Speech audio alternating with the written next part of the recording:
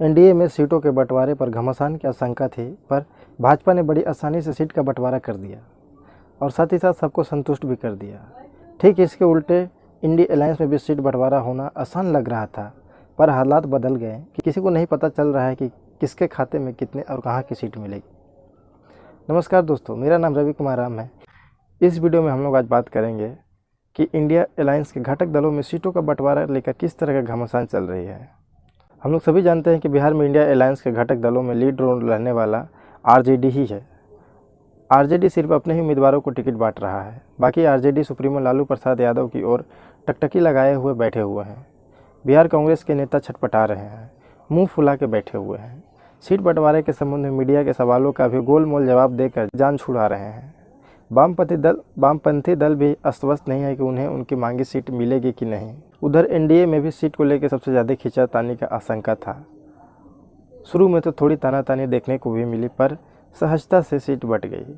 सबने खुशी खुशी इसको स्वीकार भी कर लिया।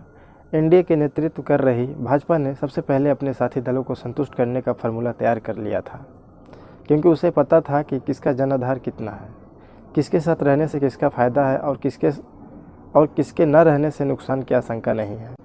पशुपति पारस ने तेवर दिखाए तो भाजपा ने इसीलिए उनकी बातें नहीं सुनी, क्योंकि हाजीपुर से बाहर उन्होंने अपनी कोई ज़मीन तैयार ही नहीं की है। हाजीपुर में भी जनमानस तुलनात्मक दृष्टि से पारस के मुकाबले चिराग को ज़्यादा तहरीज दे रही है। शायद इसलिए क्योंकि हाजीपुर से चिराग के पिता रामविलास पासवान का भावनात्मक लगाव रहा है। सबसे बड़ी बात एनडीए की यह रही कि भाजपा ने इधर उधर अधिक संभावना तलाशने वाले लोगों को उनके औकातें बता दी। वीआईपी प्रमुख मुकेश सहनी और पारस ने भी एनडीए पर दबाव बनाने के लिए इंडिया अलायंस से संपर्क बनाए रखा है। नतीजन दोनों को भाजपा ने भाव नहीं दिया। कौड़े के तीन बने दोनों इंडियन अलायंस में सेटिंग हो जाने की उम्मीद लगाए हुए बैठे हैं। पिछले लोकसभा चुनाव में गैर एनडीए दलों में सिर्फ कांग्रेस ने ही एक सीट किशनगंज की जीती थी, बाकी दलों का तो खाता भी नहीं खुल पाया था। इसीलिए माना जा रहा था कि इंडिया अलायंस के पास बांटने के लिए पर्याप्त सीट है, आसानी से सीट का बंटवारा भी हो जाएगा, खासकर तब जब नीतीश कुमार ने इंडिया अलायंस से किनारा कर लिया है। अब स्थिति यह है कि बिहार में बड़ी पार्टी होने के नाते आरजेडी ने अपने उम्मीदवारों को सीट आवंटित कर रहा है, लेकिन बाकी साथियों के पास इंतजार के अलावा और कोई चारा नहीं दिख रहा है। भाकपा माले ने 5 सीटें मांगी हैं।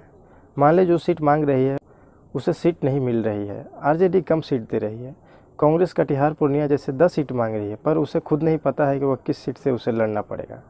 कांग्रेस अपने तेज तर्रार युवा नेता कन्हैया कुमार को बेगूसराय सीट से उम्मीदवार बनाना चाहती है, पर भाकपा ने वहां अपने उम्मीदवार का नाम घोषणा कर दी। सीपीआईएम को भी नहीं पता है कि उसे कौन सी सीट मिलेगी। हम लोग सभी जानते हैं कि नीतीश कुमार 2012 में एनडीए छोड़कर जब आरजेडी के नेतृत्व वाले महागठबंधन के साथ गए तो उन्हें झूठा दिलासा दिलाया गया। पीएम पद का दावेदार बनाने की बात हुई, उनको जिम्मा विपक्षी दलों को एकजुट करने का काम सौंपा गया।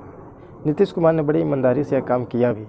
इंडिया अलायंस अगर आखिर तक रह जाता है, तो जिसका संभावना कम ही दिखता है, तो कहीं न कहीं इसका श्रेय नीतीश कुमार को जाएगा। पर नीतीश कुमार ने अपनी उपेक्षा से आहत होकर समय रहते बड़ी बुद्धिमानी का परिचय देते हुए उस इंडिया गठबंधन से अलग होकर एनडीए में शामिल हो गए।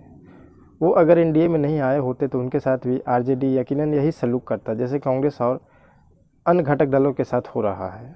शायद उन्हें इसकी आशंका हो गई थी, इसीलिए वो लगातार सीट बंटवारे की बात पे जोर दे रहे थे।